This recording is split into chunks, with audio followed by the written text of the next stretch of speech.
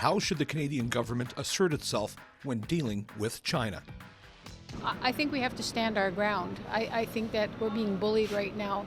And I know there's a lot of economic things involved, but our farmers are suffering. They want to take a lot from Canada, but they don't. They want it on their terms. And I think they have to stand up, and we have to stop being a pushover. It should think about the consequences its influence on China would have on its citizens, and it should focus on how it impacts our trade, our business with China, and also how we deal with China as a whole.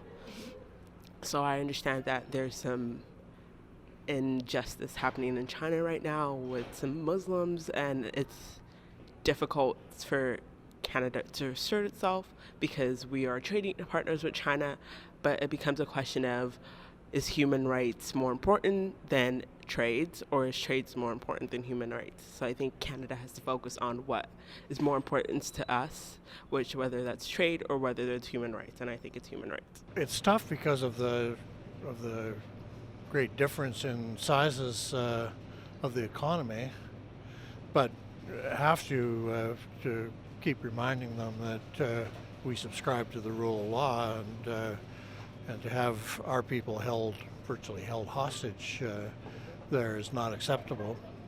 How you make it sting, I don't know. I don't know if you can. You're poking a big bear. There's, I hope that Canada takes a stand and will be the one who, one of many, hopefully, that take a stand on human rights and take certain positions that may not be popular and economically hurts to fight with China.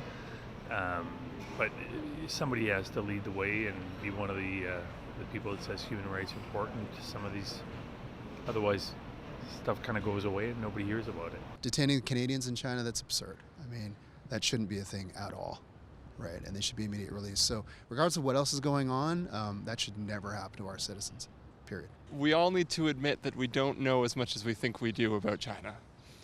I think that's very fair. That's the first thing for me, because I really don't know.